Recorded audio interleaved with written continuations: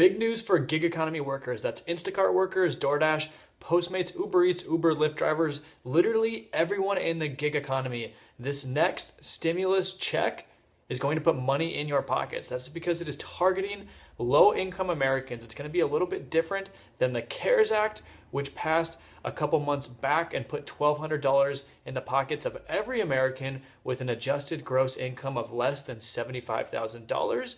This new bill is going to be a little bit different. It's not going to be quite as big. The CARES Act was a $2 trillion bill. According to Senator Mitch McConnell, this bill is going to be about $1 trillion, and it's expected to put money in the pockets of people with an adjusted gross income of less than $40,000. Now, this applies to a ton of gig economy workers, and it is really a positive. It's a huge win because we are going to be seeing those stimulus checks. And if you're wondering, maybe you made a little bit over $40,000 if you're actually going to qualify, what you need to do is you need to take a look at your last year's tax return and look for the adjusted gross income, because this number is going to be a little bit different than the actual money coming in, than your total earnings, because it is adjusted. So you are taking some deductions out of that. So go ahead and take a look at that. Make sure that you qualify, and let's take a look at exactly what to expect from this bill. So not only are we going to see stimulus checks, now less than $1,200 is kind of what we're anticipating for these checks. That's according to Larry Kudlow, and he's the top economic advisor. So he has a pretty good idea of where this is going. Now, we've seen a lot of other bills kind of get proposed. One was the HEROES Act. This would have been a $3 trillion bill. It's passed the House and it still needs to pass the Senate. It's kind of unlikely that this actually goes through. We've also seen Democrats push $2,000 a month, which would be a huge stimulus, but it would cost over $10 trillion. So it would just be a massive expense. And what it looks like is we're going to see a reduced bill, but it still covers a lot of the things that Americans are going to need. Now, as I mentioned, you're going to be seeing that stimulus check if you're making less than $40,000, but there's also some other big things in this bill. And so one of those is extended unemployment benefits.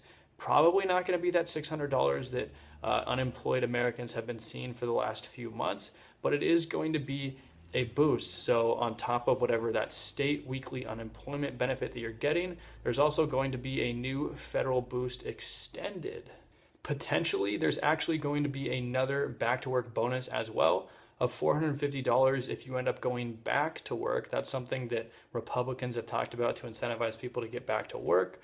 And so we've kind of seen, the dueling ideas of extending unemployment benefits versus incentivizing people to get back to work, all while coronavirus cases are kind of mounting again in a lot of states, and people aren't sure if they really can get back to work. So a lot of, the scenario, the environment is changing quickly, and we're expecting this bill to be passed towards the end of the month.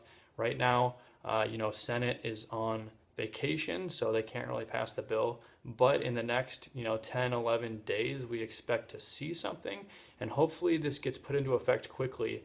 Now, we have heard that this is potentially going to be the last and final bill, according to Mitch McConnell, but that's not really for sure. That's not going to be certain. We don't know how the economic climate can change and how this pandemic can continue to unfold. So if need be, we'll see where this goes. We'll see if there is potential for more down the road. Now, in my personal opinion, I think that this bill, this stimulus package, should include more hazard pay because this extra check, we don't know how much the check's going to be, but potentially less than $1,200 for low-income workers is going to be nice. Most of those workers are on the front line. So they're in grocery stores, they're delivering groceries with Instacart, they're delivering food, they're doing stuff that puts them in harm's way. An additional hazard pay and an additional bonus to these workers who are really putting themselves at risk may not have the best potential health care, and healthcare is expensive. Even if you do have it, it's expensive to go to the hospital.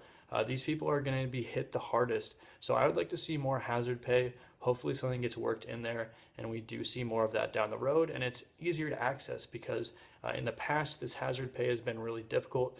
Companies have to do a ton of extra paperwork just to qualify, and there's no real incentive for those companies to actually provide the hazard pay because while their workers are getting an extra bonus, they're not actually getting a whole lot out of it other than, the publicity that comes with providing that hazard pay, but the expense just to file for that, to do all the paperwork and the accounting for it, they might not actually see that as worthwhile. So hopefully we see a better solution going forward that easily provides hazard pay to more workers. That's something that we really want to see, and I'm hoping to see more of.